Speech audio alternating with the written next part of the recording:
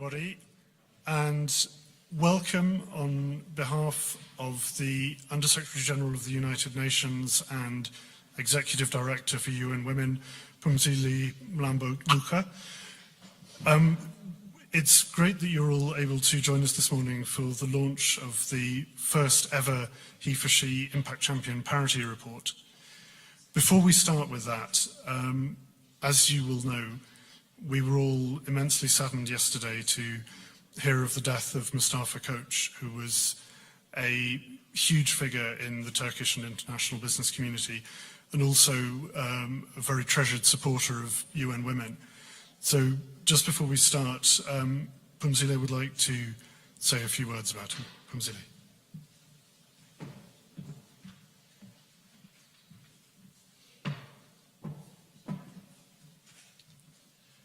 Thank you very much.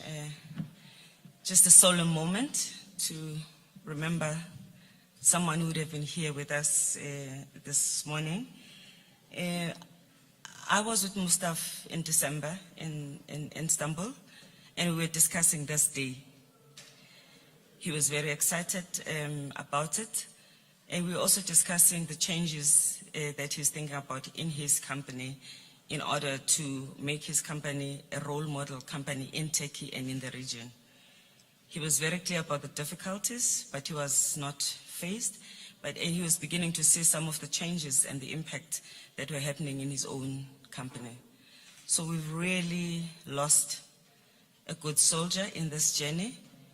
The world is poorer without him, and he's sorely missed, obviously by his family and friends, and I think all of us, and I hope the work that we do will make him proud wherever he is. May he rest in peace. Thank you. Just a moment of silence, if you could stand up.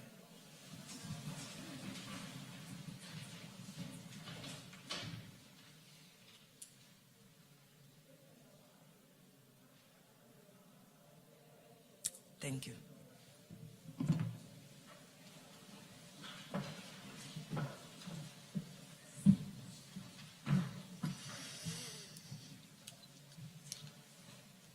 As Phumzile said, Mustafa had been looking forward to today and preparing what he was going to say, and his family have asked that we share now what he would have said had he been here. He would have said, "Gender equality is still a far-fetched dream, even in the developed world. However, we all know that the gender gap is even wider in developing countries. Addressing this gap is not easy. To speak up for equality in cultures with strong gender norms is even harder. I am proud to be the only HEFORSHE corporate impact champion from a developing country. I accepted this challenge because I wanted to inspire other leaders coming from similar cultures to have the courage to speak up. It is our responsibility to rise up against gender stereotypes and sexism, especially where social and business culture is predominantly male and macho-centric. Because where the challenge is harder, the rewards are greater too.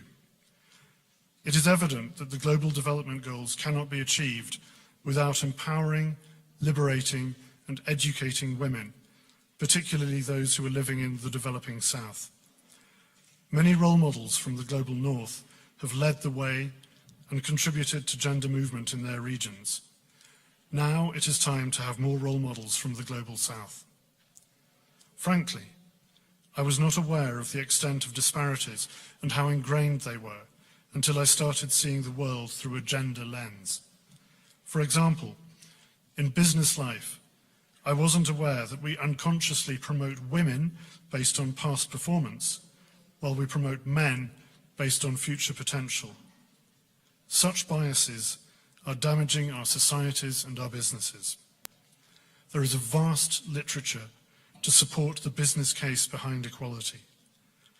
At a time when we all suffer from lack of skills and talent, we cannot afford to keep women out of the workforce.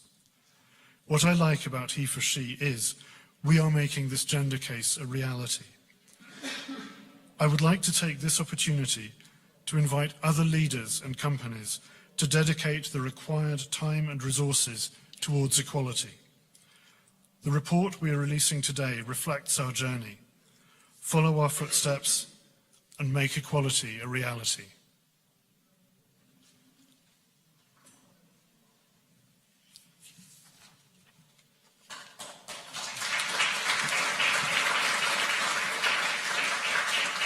"16 months ago, UN Women launched a new campaign, He for She. It has a very simple message. What we share is more powerful than what divides us. Equal rights for women are important, and bringing them about is a job for everyone. Because equality doesn't just free women, it frees us all. Everyone should feel free to be sensitive. Everyone should feel free to be strong. It is time that we see gender not as two opposing forces, but as a spectrum. If we stop defining each other by what we are not, and start defining ourselves by what we are, we can all be freer. This is what He for She is about. It's about freedom. Happily, a lot of people agreed, and together over the last 16 months, we've made a lot happen. We have recruited 30 impact champions. 10 are the heads of the world's leading universities. 10 are heads of state. And 10 are the CEOs of major companies. These companies span many industries. They run hotels, banks, and mobile phone networks. They distribute your electricity.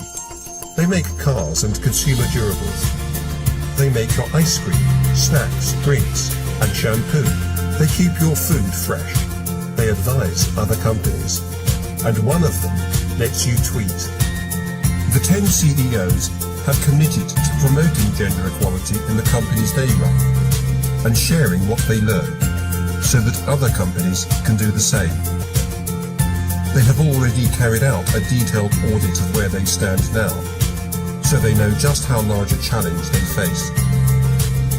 And they've come here today to share why they have committed to He for She and what they plan to do next.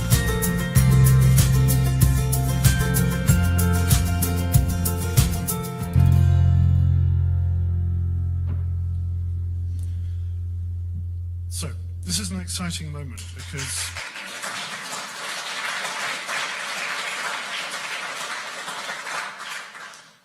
this is still an exciting moment because this report is pretty much the first time that organisations of this weight and clout and importance have been this transparent about where they stand on gender equality and have made really serious commitments about what they intend to do about it.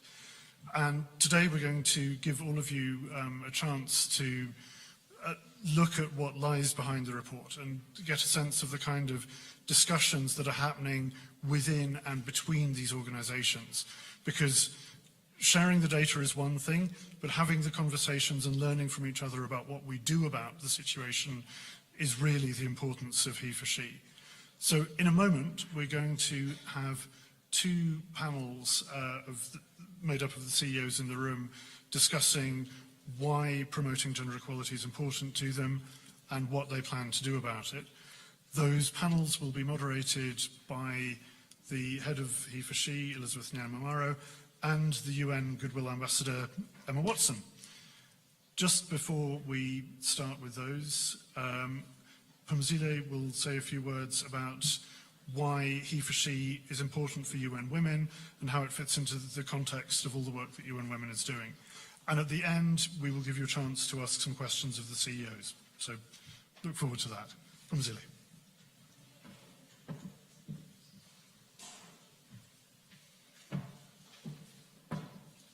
Almost the last time you'll see me. So I'd like to greet you on behalf of UN Women and the UN and thank the CEOs for being here. I warmly welcome our impact champions who are CEOs, but also the impact champions who are here from the university team. We have here the Vice Chancellor of the University of Hong Kong, Peter Matheson, if you could wave wherever you are so people could see you, and Samuel Stanley, the president of Stony Brook University in the US. I don't know if Louise Richardson is here from Oxford, but these are the three heads of universities who are here, of the 10 universities, to be in solidarity with the CEOs. I think they hope you'll return the favor when they have a day like this. 2 years ago, in 2014 that is, the World Economic Forum released their gender parity report. And that report said that it could take 81 years for the world to achieve gender equality in the economy if we continue the way we do. That was a wake-up call. In 2015, the same study by WEF found that it would take 118 years for the world to achieve gender parity in pay. That is, if we continue to do business as usual, which is to leave most of the work to women's organizations, women's interest groups, activists, and other people who are not in positions of authority, who are, however, concerned and determined. However, if we change to business unusual and enter into the space of the new normal, which is what we're doing today, we could shorten this journey. And this is why this is UN Women's business, to work with CEOs, to work with universities, and to work with also heads of states who are also 10 impact champions. Working with men and boys is about ensuring that we've got shared responsibility and a shared vision for a world that has no gender inequality. In this initiative, in which the CEOs are on the driver's seat, recognizes that attaining gender equality is not only the right thing to do, but it also recognizes that companies with the highest representation of women in executive committees, as well as in different executive positions, are able to perform and to compete much better than their counterpart. The significance of today is that we are able to demonstrate the role that leaders can play in addressing gender equality at the workplace when they are leading from the front. In a very short space of time, we have seen significant results in these companies because the CEOs are leading from the front. Today is also about transparency, sharing the information that has been gathered, and using the data to mobilize other companies to do the same. The focus is also on what matters. We are focusing on entry level, we are focusing on middle level, we are focusing on women in executive and non-executive levels of the companies, so that when we are trying to address the problem, we know exactly where to go. Out of the study, it has been shown that these companies that we are about today are very close at making a breakthrough. 39% of total employees at these companies are women, so they are close to break into the between 40 and 60% range. Labor force equality participation, which is what the World Bank recommends, is the ideal level of participation by women. Of course, we would want it to be 50% plus in general. At senior leadership level, with these companies, the participation of women is between 11% to 33%. No company in this group has yet achieved parity in the top 6%. But this is a journey, and we think those that have more work to do will probably run faster. Those that are closer would also engage stronger. Across the impact champions, women also hold 28% of the board seat, exceeding the current global average of 17%. And we'd hope that these companies will break through the global average and do even better. Already they are above the global average. And across all these companies, 35% of new hires are women, but Barclays, PwC, Tupperware, and Unilever have already achieved gender parity in their new hires. But what this means is that everybody has a pipeline to work with and to take forward. So we know that having women leaders at executive level is critical for each partner to realize both their business objectives, but also to make the world a better place. We have timeframes that we have adopted as with these companies. 2020 is going to be the year when we hope we'll be able to present very exciting information and data. In the Sustainable Development Goals, we have highlighted the importance of using data so that you can make evidence-based decisions. And what this is about is also to demonstrate how these companies also value the data and are willing to share it. So here we are. In the short time, these companies have also been able to mobilize and education amongst their employees on gender equality. They have launched new efforts to accelerate progress towards workforce parity, and the empowerment of men within the company has gone into the realm of turning men into activists of gender equality. The significance of today is not just for us, it's also for the World Economic Forum, who also has a role to play in ensuring that they create the demand and the pressure for more women to participate in the delegation that come to Davos.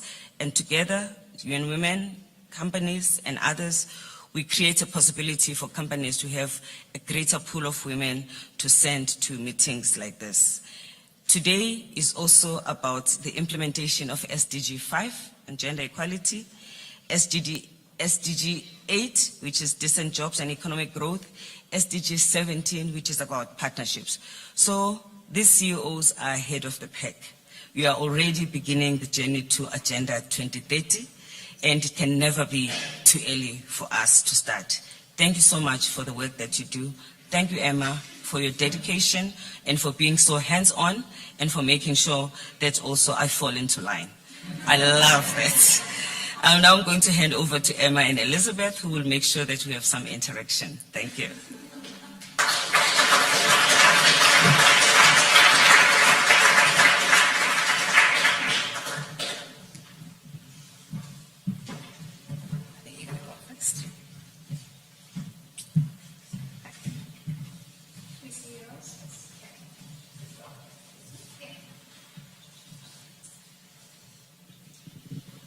Do you want to start, Emma? Sure. Hi, everyone. Thank you for coming.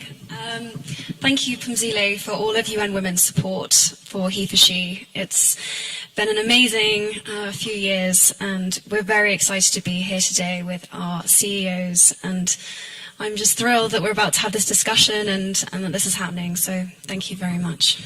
Yeah, and also I just want to say thank you so much for coming. This has been a very busy year for us, and I'm sure you see from the data in the report that there's a lot of things to unpack. So what Emma and I are hoping to do today is to have a conversation with our CEOs to get to know the men behind the movement.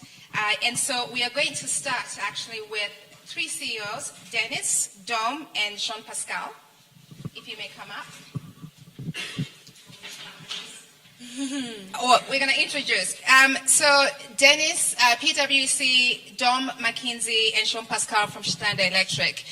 I think actually one of the biggest questions I've had personally over the past few months is, who are the men behind the HEFORSHE initiative? But again, most importantly, have they completely lost their mind? Why are they agreeing to release such highly confidential, sensitive data? Clearly, you haven't lost your minds because you're here. So I think Emma and I, we're going to have a discussion and ask the important question, why? Why was this important for you to join HEFORSHE? And why is it important for you to champion gender equality personally, but also in your own organization? Over to Emma. I want to start with you, Dom. You're from McKinsey, and McKinsey is releasing their data around gender equality, and this is a really big deal. Out of all of the issues that you could have championed, you've chosen to champion equality. Why is promoting equality really important to you and to McKinsey? Thank you very much. I think we look at it not as just a moral issue, but a economic and performance issue. And we have a mission statement that has two parts. It's to attract, retain and develop the most outstanding people we can find, and to have lasting client impact with our with clients. And if you look at that first part of our mission, we are not fulfilling it because when you look at the numbers that are here, 41% of our 21,000 employees are women. But if you actually then look at the leadership group, it's a smaller number, and there's just no way we can say that we do fulfill that mission if we're not at the 50% level. And so that's the drive. It's about leadership and talent. And the only thing I'd say is we've been working on this for a while. We've tried various different things. I've tried it through appointing more women into leadership roles. Obviously, they had to deserve it because the women would get more angry than men if they felt you were doing anything funny on that front. But we pushed it. My view is let's walk the talk, not talk the talk type of thing. But what we found is it was very gradual. We've been at this for about 5 years. And Fumzile mentioned the sort of 118 years. My view is it would probably take us 70 years to get to where we were. So we needed a jolt, a kick in the behind, if I might say, on ourselves. So that's what we did, and we thought we've got to be very ambitious about the target, and we've got to get to 50%. We want to get to 40% from 24% on the senior leadership side. We want to do it in 5 years, and that's going to take a lot of effort. And so we're going to have to talk about it, and we're going to have to lead it. And I think it's your whole point. It's men need to lead. This isn't a women's issue. We need to do it because it'll affect the performance of our firm and mission. So that's the background. Amazing. That's a great answer. Thank you very much. Dennis, I'd like to go to you next. You're from PwC. The research that you've done at PwC, and I've read this report, it's amazing. Thank you for doing that. Suggests that teams that are diverse statistically make better decisions, are stronger teams. Can you talk to that a little bit? Yeah, sure. So at PwC, as the data would indicate, we actually achieve parity at the entry level. And so we start with a really good base and foundation for where we have come from.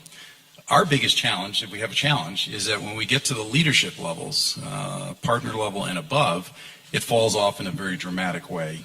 We have about 20% of our partners globally who are female. And so we have a significant issue with how we think about how we progress the gender discussion throughout the whole of the organization. And the reason why we believe the leadership challenge is so important to us is, without question, when you bring people with different backgrounds, diverse backgrounds, gender, culture, whatever, to deal with an issue, to deal with a challenge, there is no question, the research would suggest that you come up with a much better, a much more creative solution than if you just had a bunch of white males sitting around the table and talking about the problem. So the leadership challenge to PwC is critical to our success, as Dom said. It's a business challenge for us. We actually believe the talent game is what will differentiate in professional services. So not only attracting, but keeping the pipeline in the same relationships to our entry-level hires is really, really critical. And that's why it starts with leadership. It starts with tone at the top. We would say that the game changer for us and what we have experienced is that if you don't start managing the data, if you don't start managing the pipeline in an objective way with facts, as people progress through the organization, you're not going to make the shift that you really want to make. So this is an area that's really important, it's strategic, and there's a clear business imperative to what we're trying to get accomplished. Thank you. Jean-Pascal, at Schneider Electric, you think the future is all about green energy, which is wonderful. Why do you also think that the future is about gender equality? Well, I'm going to cover the same topic somewhere as my two colleagues here, because, well, we are in industry, speak about energy, technology, electricity, which is not typically female at the beginning. When I was given the keys of the company, and I've been 30 years with a company, first my top 1,000, there were 3% of women. And we started this journey, so 12 years ago, starting from a very low base, which I mean, when I say that, I don't say I'm qualifying for the HEFORSHE, but we've taken really the challenge, the very exciting challenge to make our leadership on the whole company more diverse. For the reasons that were explained before, war for talents, it would be stupid for a technology company like us to get deprived of 50% of the talents of the world. There is always a good excuse, which is, in electrical school, there are no women. Well, even there are 15% in average, it's still enough for us to recruit women. The second one is we are a company of innovation. And I completely go with Dennis about innovation comes from creativity. Creativity comes from diversity, confrontation of different origins on opinions. Third point is that many of our customers are women. So you've got a bunch of men say, I understand women. Yeah, you bet, okay? Right, no, we don't, okay? So you need that diversity on people who understand it. And again, 30 years in the company, I did my first 20 years just with men. It's sad. It's terrible. It's awful. So a balanced community is about, it's more inclusive, more balanced, more fun, more excitement, which is a bedrock of innovation. All of those reasons. And then when we saw the initiative coming up, that was great. We jumped on it immediately because when you do a movement like this, which is really difficult, I will explain you why after, the fact that there are many people like you facing the same issues makes a benchmark, creates a movement. And we are all very proud, and we are competitive, so we want to be the best. Okay, so that creates the right emulation. So that's the one. On more so, it's a great community to exchange on best practices, how you do it on stuff. Tell you, we had two issues 12 years ago. There was diversity of nationalities. We were a company that was 80% French, on mostly male, and on 97% male. Today we are 80% non-French, which that diversity has occurred quite easily. I would say it has been another battle, but it's been. I'm very frustrated today. From 3%, we are today at more than 20% of women in the leadership, which is not enough, but it has been a great progress. We are recruiting today close to 40% of women, so that has been a big change. At the beginning, people tell you no, tell you how I did. I say, then if we can't recruit women, we stop recruiting men till we recruit a woman. And suddenly it became possible. Okay, suddenly it was, those are the things, but what this is the most natural diversity that we have in the society, and I found it in my technology company the most difficult to implement. We are progressing, but it's a big deal. Brilliant, thank you very much. Elizabeth, over to you. No, actually, I think, Emma, you had a very important question to ask Dawn about stimuli. This is true. I was going to ask about the MGI report. Yeah. So it suggests that a $28 trillion boost to the global economy with full female participation, which would be the single biggest stimulus to the economy. Looking at the news today, we need a stimulus. Can you speak to that? Sure.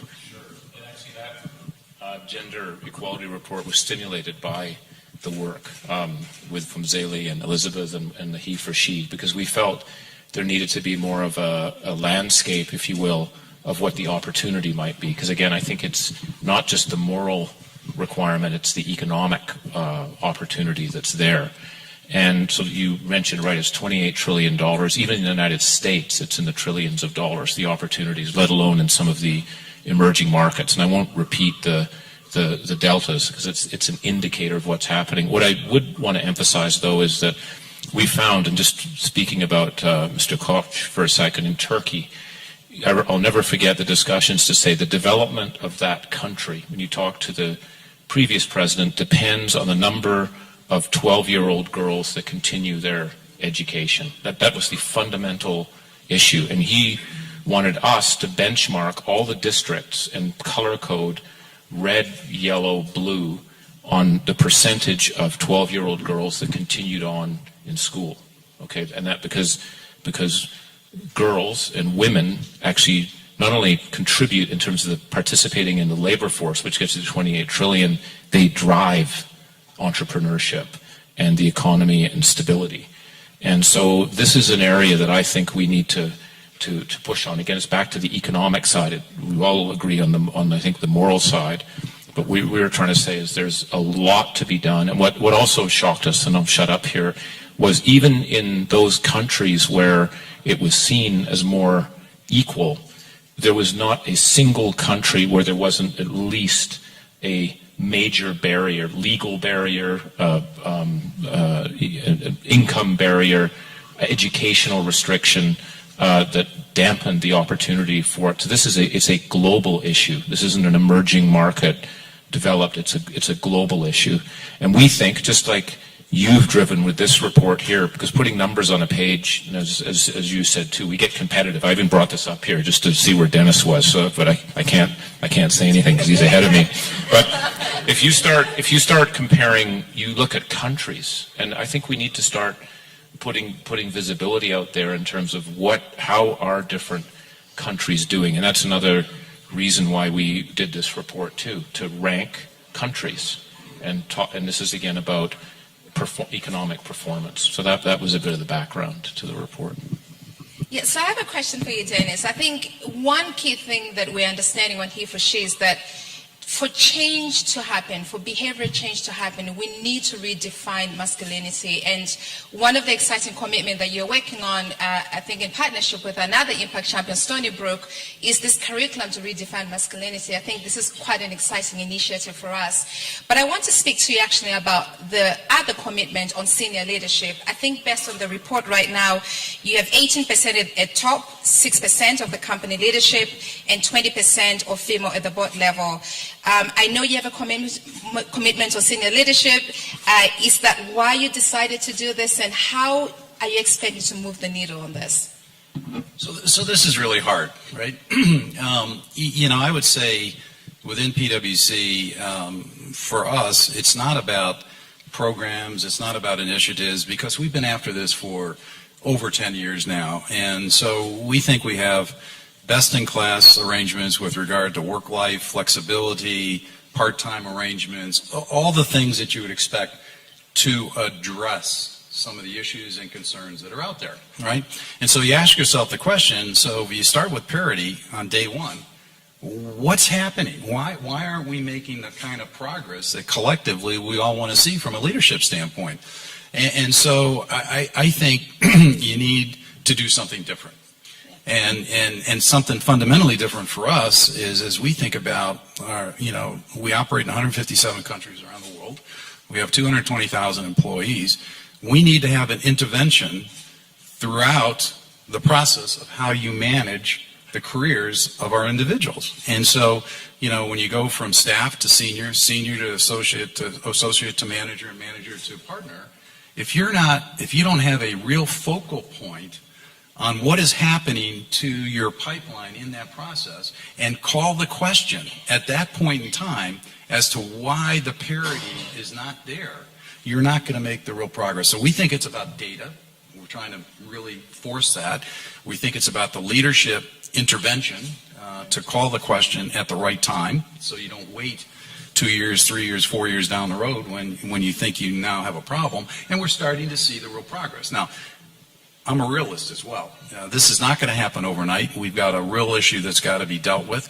But I'm hopeful with the targets that we've set for ourselves and the management and leadership attention that we're placing to this, that over the next 5 to 6 years, we are going to get to those goals in a very real way.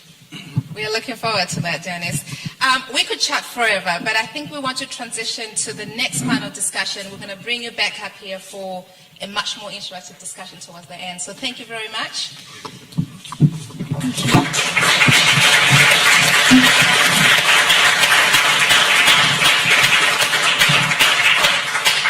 So now we want to look at what we in business can do to effect change. And I'm going to call our next CEOs, Paul Coleman from Unilever, Rick Goyen from Tupperware, Sebastian Accor Hotels, and Adam from Twitter.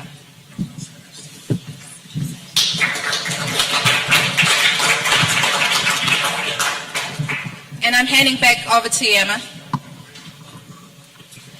Okay, so Paul, I want to start with you, because at Unilever you're working to empower women not just within your company, but also in the areas where you do business, which is amazing. You're really trying to sort of extend this out into every area and region that you can. Can you tell us a little bit about what that's been like? Yeah, we think it's actually important. If you look at many things, you look at social compliance or impacts that companies can have. The biggest impact you can have is actually in your total value chain. Many companies have in their own control perhaps 5% of their value chain, and the rest is what you let other people do that might not be on your payroll. So if you take the first panel that we just talked about, all these companies are trying to be very diligently trying to increase the number of women in their own companies, which is very important. We have 50% of the women on our external board, 30% internally, and you need to do all these programs to get a seat at the table. But the bigger impact, obviously, is to get to the 28 billion that Dom was talking about in terms of trapped potential in the economy. I've actually read numbers that go up to 37 trillion with the work we're doing with the Sustainable Development Goals. But whatever that number is, it's a huge potential. So what we say is we go into our total value chain. We've made a commitment to improve the livelihoods of 5 million women in our total value chain. And what we do is in everything that we can influence in our value chain, we take an angle of women. Let me just give you a few examples. We do it around rights, skills, and opportunities, which basically come from the Ruggie framework on business and human rights. So we look at rights. This means that we need to fight for land rights, access to financing rights, safety rights. In fact, we're working with the UN Women on a program that we can roll out to all companies for safety of women. In Kericho, where we have tea plantations, sexual harassment is a big issue in the country. 1 out of 3 women get raped there. So we do a lot of training with the police, with our own people, etc., to ensure that that is respected. When we work on deforestation, an issue we need to solve to get the issues of climate change under control, we need to be sure that we protect the indigenous people, especially the women. We need to be sure that women have land rights. In Africa, in agriculture, they do half of the output. They get 10% of the income, and they have 2% of the land rights. So that's an example where a company can fight and use its scale and influence for women. Then you get to skills. You need to be sure that you do all your efforts on financial inclusion. You want to be sure that women are involved. When we train the smallholder farmers, we have millions of smallholder farmers, which are absolutely needed to get the economies growing. We want to be sure that 50% of them are women. So we recruit 50% of them as women. So that is in terms of opportunities. In terms of rights. And then in terms of opportunities, use your brands and use your network to create the jobs, the smallholder farmer jobs. We have Shakti ladies distributing. We have now over 200,000 that we give microfinancing. They distribute our products.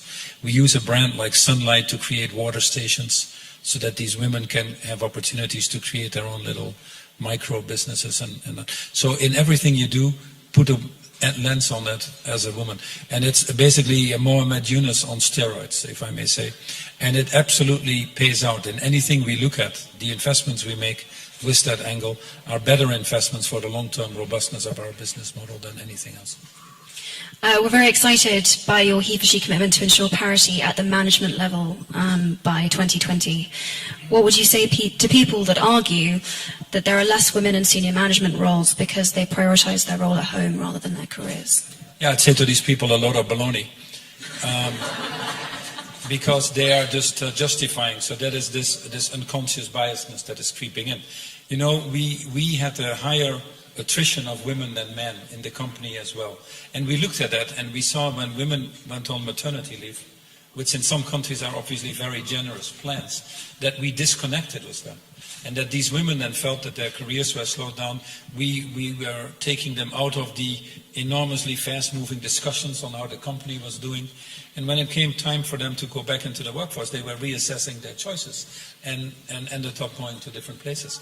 And if you talk to other companies, you find that the bulk of the women that go through pregnancy, if you want to, and take time off, whatever is needed, actually end up again in the workforce. So that statistic is really not, it's a perception that you have to deal with and not a statistic.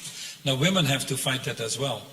themselves. It's a thing on two sides. It's not a one-way street.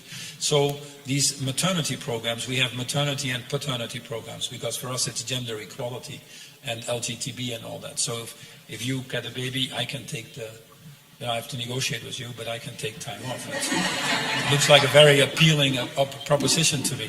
But we have to be sure that the people that are affected with that are the ones that actually put these programs in place. And bit by bit, you overcome these unconscious biasness that are there.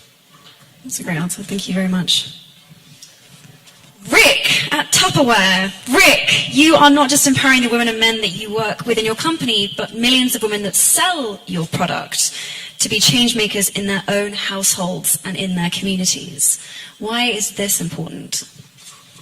Well, firstly, I think it starts off when you try any company, and talking with McKinsey, one of the things they talk to us about is to find our source of competitive advantage. Many people have made a lot of money on Wall Street finding underappreciated resources. And that's what I would call the attitude toward women, an underappreciated resource.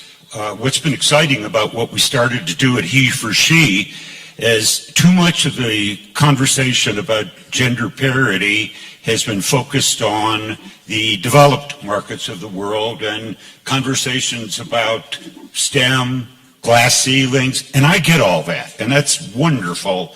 But as you see here, all of us are from developed markets of the world. 85% of the women of the population are developing. So I think the conversation has to go forward, but we've got to bifurcate it to these two different kinds of markets. And so I'll get to your question there.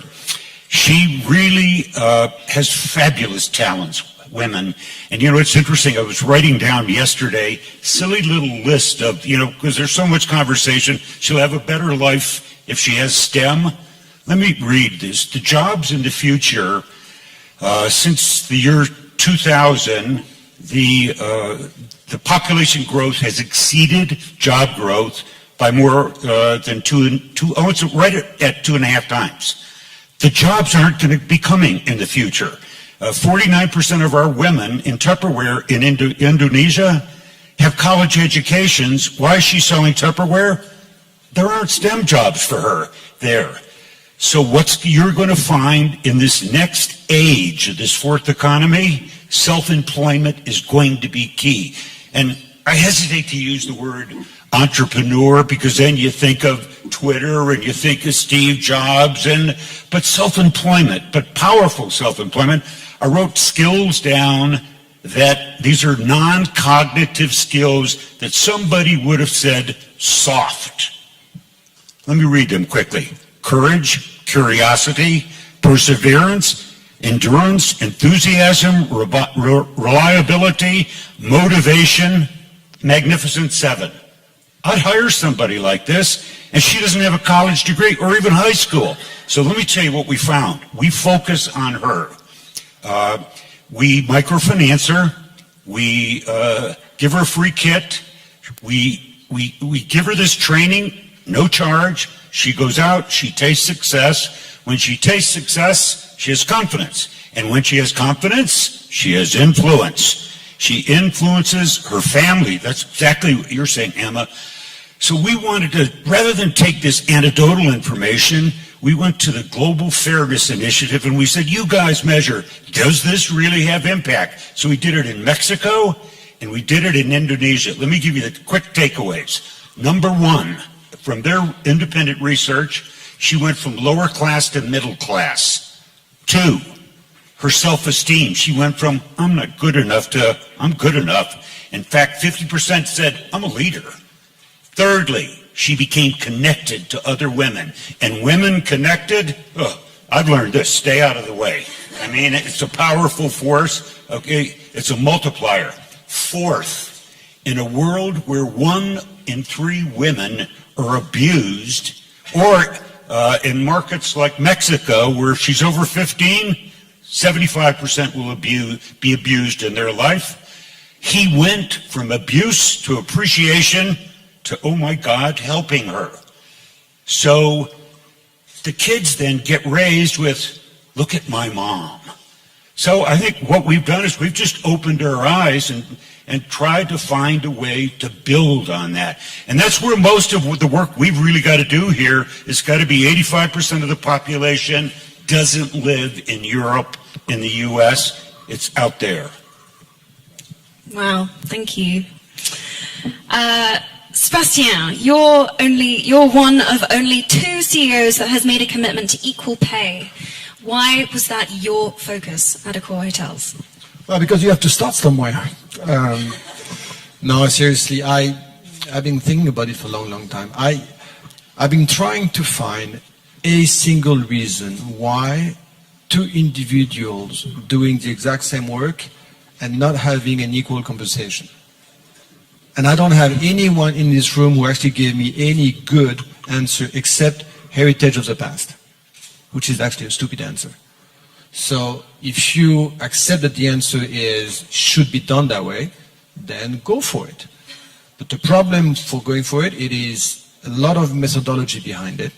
You have to evaluate the gap. It is extremely different in between countries, cultures, segment. It's not going to be me doing it. You're going to have to impose that. You have to delegate on many people within your organization. If you believe it's going to be the executive committee, you're wrong. We manage 200,000 people in 92 countries. Equal pay should start at the hotel level because it is the hotel general manager who basically fixes compensation for his staff. So I have to go to 4,000 hotel general manager, delegate that authority, and tell them that they have 4 years to do it, not 100 years. I want Accor Hotel by 2020 to have equal pay in each of the job position, whether it's male or female. So let's go for it and let's meet again in 4 years. Actually, let me just end a personal story about Sebastien. So our incredible regional leader, Kumzela, gave me what I thought was a mission impossible at the time. She said, go and find me a commitment of equal pay. And I thought, how is this even possible? So I had a meeting with the Accor team at the working level, and they said, actually, the CEO wants to come to the workshop. And Sebastien showed up, and he stayed with us the whole day, and we started to talk about equal pay, and he said, well, how much will it cost me to close the gap? And he said to his team, I think we should do it.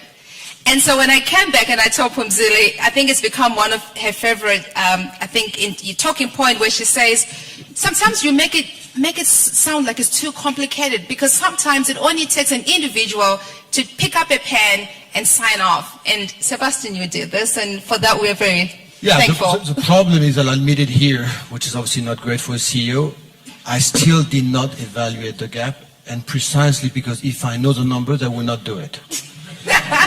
So put the numbers aside, and I decided equal pay because parity, I've done that with my family, boy, girl, so I start with equal pay. No, seriously, I don't have the number. I'm going to get the number fast enough, but whatever that number is, it is an investment, it is a message, and it is just norms, and let's not budge from it. Plus, I'm going to be pushing other people to copy us, which is good. I owe you my job. I was able to keep my job, thank you. Adam, I wanted to ask you a question. At Twitter, you're focusing on representation of women in senior leadership roles. Isn't this really a problem, particularly in Silicon Valley? Oh, it absolutely is. And I'd like to start by saying I'm incredibly honored to be here today. You know, when you kicked off the conversation about he for she over a year ago, there's been over 2.5 million tweets with the hashtag he for she, and they've come from over 200 countries all across the world. So it really is a global conversation that you've kicked off. As for Twitter, the company, we have published our diversity and inclusiveness goals for 2016. We're going to hold ourselves accountable for those goals, as should all of you. And we're committed to increasing the representation of women all across the company, all across the globe, in both technology positions and also in leadership positions at the company. And why? It's actually pretty simple. We want the company makeup and the leadership of the company to reflect the massive diversity of the users that we already have on Twitter, the platform. The other thing that we're doing is we are focused on a systematic review of metrics that matter at the company, things like salary review, numbers of retention and acquisition of employees, And then most importantly, we are also talking directly to our employee base, and actually through some of these conversations with employees, a review of survey information, we've started gleaning incredible insights from those teams, and have actually made change with inside of the company. I'll give you two really good examples of this, two of many examples that have happened recently. One, we heard from the women in leadership positions at the company that while incredibly optimistic about the future of the company, they were looking for more mentorship. And so we've started a pilot program at the company to help coach women in leadership positions across the globe. And secondly, we heard from new mothers in particular that in business travel, breastfeeding actually was a challenge for them. And so one of the things that we've instituted at the company now is a global shipping program where if you're a new mom on business travel, you can ship breast milk home to the family. So we think there are things like that which ultimately will help both inclusiveness and presence of women within inside of the company. And then I close just by saying, we know that this is the right thing to do. It's an incredibly important issue across Silicon Valley. It's also a good business as well. All of the research proves that diverse businesses perform better on every single operating metric. And then personally, I'm a product of this as well. My first two bosses in Silicon Valley were incredibly powerful and inspiring women, and I hope more people in the Valley have the same experience that I had. Thank you. Yeah, thank you, Adam. Emma, do you have another question? I've got one more for Sebastian. You've got one more? How much time do we have? We're 4 more minutes, so you go. And then I think we want to open the conversation as well, so it's just not us talking to the awesome CEOs. So Emma, you ask the last question, and then we'll open for question. So I wanted to talk again about sort of senior leadership positions and this sort of perception that the reason why there aren't women in these leadership roles is because they don't want them. It's because they want to focus on family, because that's just women aren't interested in them, and that's why they're not sort of getting there. And sort of I'm interested in sort of what you would talk about when this sort of issue came up. Well, I see there's two things. Number one is just any woman giving birth, I'm starting from the point of view which is very simple. You only achieve success at work if you first achieve success in your family. There's probably no better, more emotional, exceptional moment than giving birth to someone. And you have this benefit, we don't. That moment gives you that adrenaline, responsibility, proud engagement, which makes you think of many things in your own life. I.e. when you come back after giving birth, and if you do come back because you have a will to come back and we've been waiting for you, you come back as a different person. You just readjusted your priorities. You come back with fresher eyes. You had time to think about the organization, about what you're going to be doing. You're going to be adjusting differently to the people you left behind 6 months before. You're just going to be an even more valuable person, and I want you back. So that's basically the way I look at it. And the second thing, just on a side note, just for you to know on gender parity, we launched something a month ago which has done a huge effect. We only have 2 women out of the executive committee. And we all know, and he's here to prove it, 90% of all the new startup digital have been run by underneath 35 years old.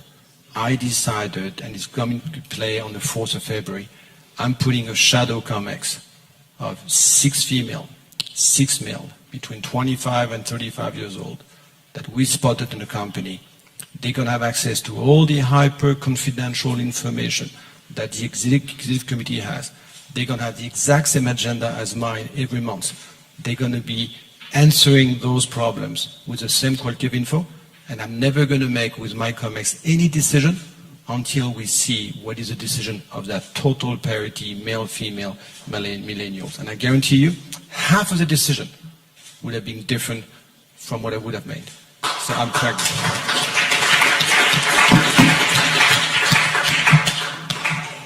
So we would like to invite back Dom and Dennis. And we're opening up for questions. If anyone has questions for the CEOs. I'll take the gentleman at the back first. If you could identify yourself, there should be a roaming mic somewhere. Name and affiliation, please, before you ask your question. Hi, thank you. Good morning. I'm Hugo Duncan from the Daily Mail in London. Emma, I wanted to ask you, and also just get the view of the CEOs who are there.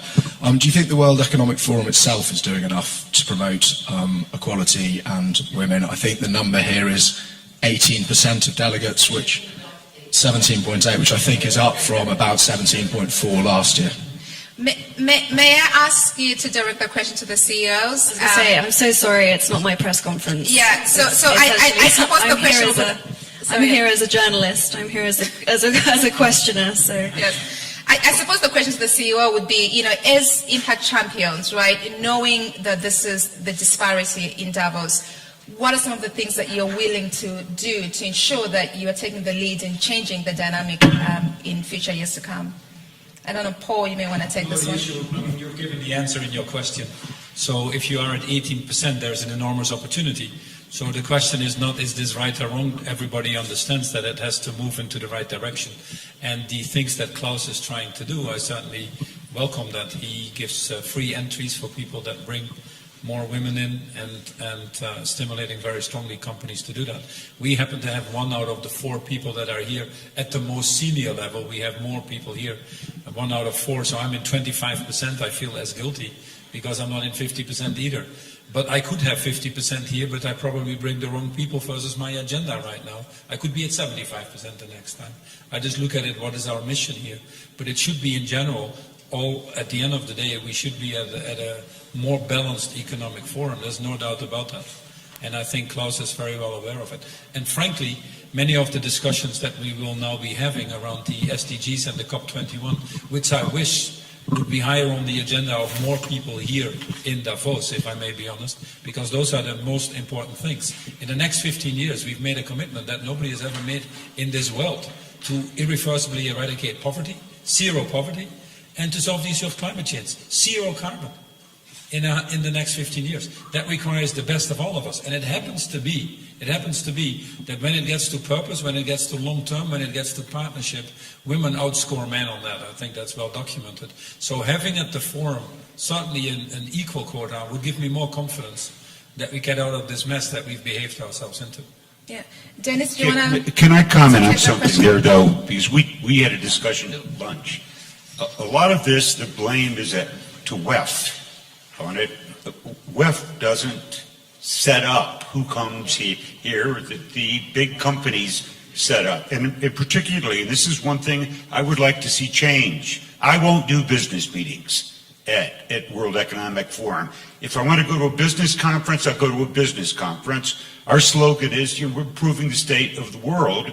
We have too many professional service corporations that come here, and their whole agenda is really doing business meetings. And then you have to figure out, I've got 5 slots, who am I going to send to these? I'm going to send senior partners to this. I mean, you're sitting here with some professional service. They're here, and they're not doing a business meeting here. They're doing, this is what WEF is all about. So I think we need to be critical of that as we go forward, because these are big goals. And hey, we want to figure out how to make our clients feel good. Have a golf outing. Yeah. Come here to change the world. Yeah.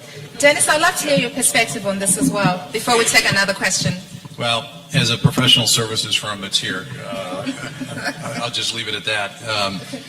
I think we collectively have a challenge. I mean, one of the big opportunities, I think, at WEF around this topic is over the past several years, we've had many discussions and debates about the whole issue of gender parity. And one of my frustrations, quite frankly, is I think there's a lot of really great ideas that come out of these conversations. And if there was a way that we could really get the best practices that are out, in all organizations, out to the greater World Economic Forum, I think we could actually begin to move the needle. And I would like us to see if we can do something along those lines, because I think that's one of the big challenges here. Because otherwise we just keep reinventing the wheel in every single organization, and I think we have collectively some tremendous ideas that have been shared here this morning, and I think it's about pushing those best practices, those best ideas out, and then holding ourselves accountable for what we're trying to do. Thank you, Impact Champions, for committing to take the lead on this. I'll take another question. Monique? Yes, Monique Villa from the Thomson Reuters Foundation. My question, a very intriguing idea from Sébastien Bazin on the shadow ExCom. First, how did you choose the 6 men and women? Was there a process, or is it your choice? And second, do the other one around would be interested to copy the formula if it works? What we've done is I've asked the 12 members of the executive committee to each of them their respective region and business unit to spot 2, 1 male, 1 female. So I have 24, and my head of human resources and myself alone, we interview the 24, and I've done already 17 or 24, and I guarantee you that at least 15 I want to keep. It's just extraordinary, the quality of the people that I did not really know of, and you can start Parity only by actually giving proofs that you give them authority and you move on. So, but it's a beginning of a long journey, but it's fascinating in terms of the engagement and the proud of those being selected. The problem is I told them, you're going to do it for a year because it may actually go to their head. So I just want to make sure that they know it's going to be for 12 months. And then we move on to another Shadow COMEX with new millennial. I think one thing that Sebastian actually talked about, which is really interesting, is, and you look at some of the numbers that were released today and the goals that we all have, it's impossible, I think, to have that much change in a short amount of time just through candidate acquisition, so bringing people to the company. So one of the amazing things is actually making sure that all of us have big development plans in place and bringing and growing the entire company and taking the entire company through the process instead of just candidate acquisition. So I'm seeing a hand from our Twitter colleague. I believe that we have some questions on Twitter. May we take one question from Twitter? Okay, I can read it out. Okay. Are quotas a thing of the past or an efficient way forward? John, this may be a good one for you. I think quotas, I'm not such a big fan of quotas, because I think at the end of the day, I think they're good. I think it's good to have a target and a benchmark about where you're moving to move it forward. But I actually think if you can have a negative effect if you're just pushing people through to meet a particular bar. I think we should have a high ambition as to what the number should be, which I think people are doing here. But I've actually found, and this may be just more a McKinsey thing, if I was ever to start appointing people just because they were women to get that number, as I said, the first group of people, and probably the only group of people that would lynch me would be the women, because it's saying do not do it for that. We need to have this is a meritocracy, and by the way, we should have more women in the leadership roles, and that what we need to, it's through the pipeline, as was discussed before here. We are looking exactly as Dennis said, step by step. What's the number? What's the percent of people that we recruit? What happens at each stage? Why do people leave? How can we retain them as we move through it? One of the other things we haven't talked about, I think, by the way, having a more aggressive program on this side, I think, is better also for everyone in the entire organization. It's not just the diversity of thinking, but a lot of these programs that we're putting in place is good for everyone in terms of being better leaders, I think. I think Emma has a follow-up question, and we'll take one more from the media. Pay inequality often follows women in a perpetuating sort of vicious cycle, as they're often paid at their new job according to what they were paid at their last, regardless of a new position or role. Has anyone tried, or would anyone suggest paying the job, not the person, as a strategy to deal with that? Sebastian, you get a pass on this. You're already doing enough for now. Yes, but maybe Paul. No, I think it is very important, and coming back to the quota issue, this is actually very closely related. If you really want to change society, if you really want to change companies, you have to change the behavior and the culture. And the behavior and the culture, for example, should say in terms of people that are not promoting sufficient women has to be an integral part of their performance review. So it's like a plant manager has to have their plant safe. We don't pay plant managers for making their plants safer. We fire plant managers that don't have safe factories.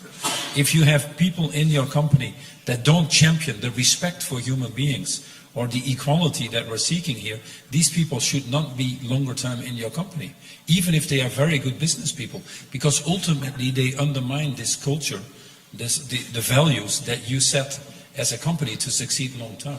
It's very important, this. And what we need to spend far more time on is to ensure that senior managers in the company take the right decisions accordingly, so that people see that that is serious in the way we behave. And quotas or other things don't do that. Now, equal pay for equal work has to be ingrained in any company, and the only way that we can get out of this debate forever is that we make that very, very transparent and make it even part potentially of auditing, like what PwC should be doing. Like if you have an annual report, more and more companies should be starting to report on their contributions to the 17 Sustainable Development Goals. Because at the end of the day, companies are there to serve society. They're not there just for the shareholders. It doesn't work anymore. So if we can report in our annual report what we are doing as companies to contribute, perhaps not to all of them, but to the major goals, then goal number 5 should certainly be in there. And we should ask ourselves your questions and others and make it really clear which companies are delivering or not. If you look at your booklet that you just published, the HEFORSHE champions that are in there, you rightfully so put all the data there by level of how we are doing. That's a very valid scorecard. And that gains the trust that I think we're looking for as well to attract the right people in our company in the first place. So that transparency drives trust, and that trust is ultimately the basis for prosperity. May we take another question? Sorry, Rick, maybe you asked another question.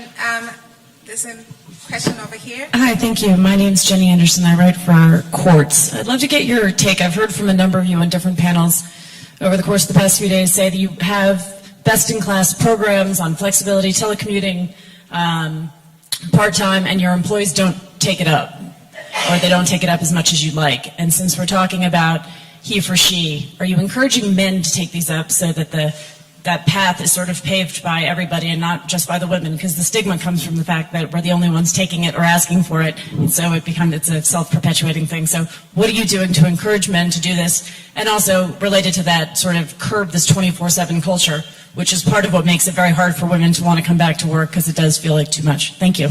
Awesome question. Actually, I know that Dennis already has great initiatives ongoing at PwC, so I would let you start, Dennis. Yeah, thanks.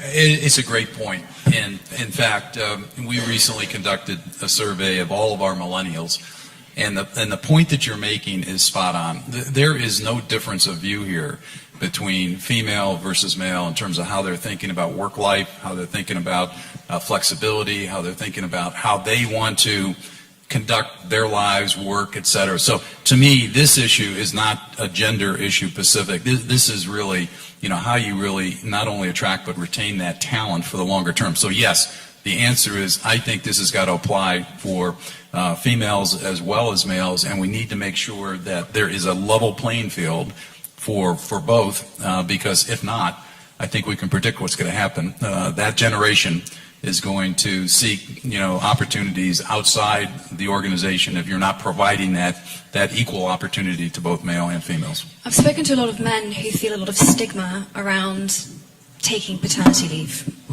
who feel that they would be looked down on at work or ostracized or sort of deemed not to be doing enough if they took, even half the time that they're given, or which is, in my personal opinion, not enough in most countries anyway. What would you say, or what would you do to try and encourage a culture which actually tells men that it's actually okay to do their bit to support their families and to take time to be at home to support them as well? Well, I'll just jump in. I mean, the average age of our employees across the world at PwC is 28. So we don't have to tell them to do this. They're doing it. They are. They're taking as much paternity leave as they are given. This is the generation that is focused on trying to get that balance. And as I said, this is not about male versus female. Now, I think there's some differences around the world in terms of how you would think about that particular issue. But we see this being really, forced from the bottom up as contrasted to something that's really encouraged from the top down.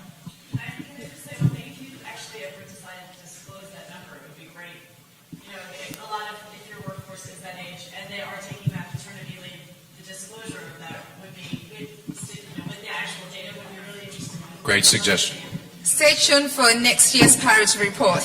I'm being told that we're running out of time, but I know Rick has been dying to say something. Can we squeeze in Rick and Adam very quickly? Timekeeper? I want to quickly mention something that Paul said that I think is incumbent upon CEO down the road here. We have gone through too much of a period of short-term and focus on shareholder value and what they want. The number one responsibility, I believe, in CEOs going forward is the sustainability of their enterprises for all their stakeholders. And for me, that's 3 million women around the world. Now that you've got so many private equity firms and hedge funds, hey, they're looking to get out in 3 to 5 years, no matter what's left behind. That's why we look at who our shareholder base is, and if I see it's a hedge fund that has 250% turnover, I don't go to that meeting. I don't want them in our stock. Yeah. Adam, 2 seconds. Yeah, I think you made a great point about unconscious bias, and we actually just in the last 48 hours rolled out 20 weeks of parental leave for all of Twitter employees across the globe, and we're focused on actually making it parental leave so that men can also participate in a pretty major way. And I think your point around unconscious bias across the board deserves a lot of focus. One of the things that we've done as well in our hiring committees when we make an offer, for example, to an engineer, is we remove the name from the resume, so that when the hiring committee debates the offer out, they're doing it without any context of gender or any other unconscious bias around the person's name. Well, thank you very much, Impact Champions, for a lovely discussion. Emma, thank you for a fantastic job moderating. And I'm going to call upon the Executive Director to give closing remarks.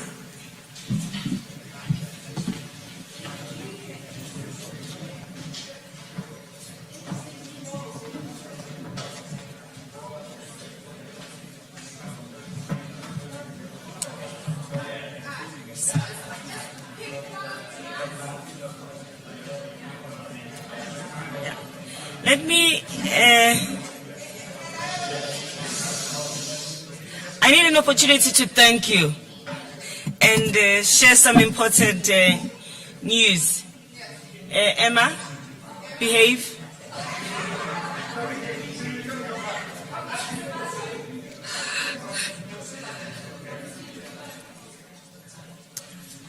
Thank you so much to the panelists and to the CEOs. I just want to highlight our takeaway from this session as UN Women. This is, in a way, an inaugural dialogue of this nature where CEOs sit in front in their capacity as leaders and tell us why they do what they do and what it is that they are willing to do. One of the things that I was relieved was mentioned this morning is that we're keeping the 2020 deadline because it's quite tight, but I'm encouraged that we are running with it because a lot can be achieved in that time. I also want to make you aware that 2025 is going to be 25 years after Beijing Declaration, and we intend to do a thorough evaluation of what has changed in the world. In Beijing, there were no CEOs of companies. The men who were there were mainly from government who were making sure that the women were not going to get carried away. So you will be there in that evaluation for a different reason in 2025 because you'll have something to share about how much you have contributed in taking the agenda forward. You've also given us vocabulary because this is work in progress. We're building this train as it is moving. You've given us vocabulary about the things that you've talked about, we need to talk about and how to talk about them. You've also helped us to enhance the report with the anecdotes so that when we present the report, I will be able to say, as Sebastian said. So that is also quite, because it makes it authentic. I think we've also beginning to develop a community of practice between and amongst yourselves, and I'm glad that we did have some university leaders who are here, because we want this community of practice to cross-fertilize, not just within private sector, but also to go out of that. I think the baseline idea is great, because everybody has capacity now to follow what is going through, to track, and also the fact that it is transparent. And we're able, the methodology is quite simple, and we'll be able to share it with other companies that we're trying to attract. It's going to be very interesting when we share this with heads of state and ask them to follow. So, wish us good luck when we have to do that. But I think it's an important possibility that when we present something that has been done by CEOs, heads of state will also look up and want to see how they will benchmark their own countries and publish transparent data, which they did when we reviewed Beijing, but we need to do more. We also launched yesterday a high-level panel on women's economic empowerment, which will look at how we address this issue of the trapped potential. What are these barriers that are keeping these many women under the water? We will come back to some of you. Dom, with the work that you're already doing, we will rely on some of you as the resource people who can also help with the panel. It is going to be chaired by the President of Costa Rica and co-chaired by the chairperson of IKEA Switzerland, and it's got a number of academics, trade unions, IMF in that panel, and it will report in March 2017, but in September this year, it will present the first phase of the report, because we'd like to do the presentation before the term of the current Secretary General is over, because he has been very instrumental in getting us, convince everybody to come on board and to be in this panel. So there's a lot of work that is going to be coming your way as a result of this commitment, and I hope that we can rely on you to continue to be as supportive as you are. 2016, September, this year, General Assembly. Those of you who are likely to be at the General Assembly, please let us know on time so that we are able to use also that time to connect and to maybe have an opportunity for yourselves and the other champions who are heads of states to be together. But thank you so much for this progress. It can only get better from here. Thank you.